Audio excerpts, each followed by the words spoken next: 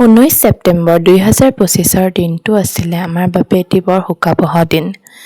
কিয়নো এই দিনটোতে আমি আমাৰ প্ৰাণৰ শিল্পী জুবিন দাক হেৰুৱাইছিলোঁ। সৰুৰে পৰা অসমীয়া কণ্ঠশিল্পী বুলিলে জুবিন দাৰ নামটোৱে পোনপ্ৰথমে মনলৈ আহে। আজি তেওঁ এই পৃথিৱী এৰি যোৱা 1 মাহতকৈও অধিক হ'ল, কিন্তু অসমবাসীৰ লগতে আন ঠাইৰ জুবিন অনুৰাগীসকলে স্বাভাৱিক পৰিস্থিতিলৈ এতিয়াও আহিব পৰা নাই।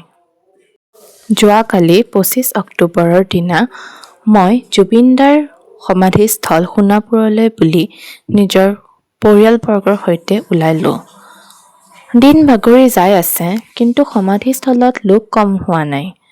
জুবিন দায়ে আমাক গানৰ মাজেৰে কৈ গৈছিল যে মন গ'লে মোৰ কাষলে আহিবা এদিন অকলে।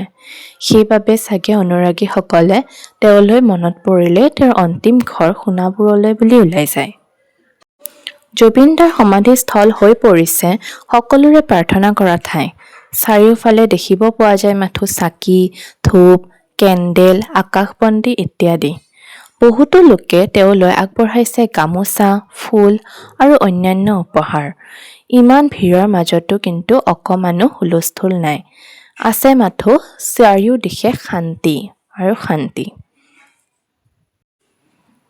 বহুতো অনুৰাগীয়ে আকৌ তেওঁৰ গান, বিশেষকৈ মায়াবিনী গায়ে তেওঁক স্মৰণ কৰিছে। মুঠতে সকলোৱে নিজৰ নিজৰ পদ্ধতিৰে দিছে তেওঁক হিয়া ভৰা শ্ৰদ্ধাঞ্জলি। শিল টুকুৰা য'ত জুবিন দাই ফাংচন কৰি আহি জিৰাইছিলে, তাতেও মানুহ গোট খাইছে। তেওঁৰ স্মৃতিবোৰ অনুৰাগীসকলে যেন নিজৰ স্মৃতি বনাই লৈছে। বৰ্তমান ৰাজ্যত জুবিন দাৰ ন্যায়ৰ বাবেও বহুতো আন্দোলন আদি গঢ় লৈ উঠিছে। হয়, আমি সকলোৱে জুবিন দাৰ ন্যায় হোৱাটো বিচাৰোঁ আৰু তেওঁ ন্যায় পাবই লাগিব। ইয়াতেই আজিৰ মোৰ ভিডিঅ'টোৰ সামৰণি কৰিছোঁ। ভিডিঅ'টো শেষলৈ চোৱাৰ বাবে বহুত ধন্যবাদ। জুবিন দা অমৰ হওক। জয় জুবিন দা। ধন্যবাদ।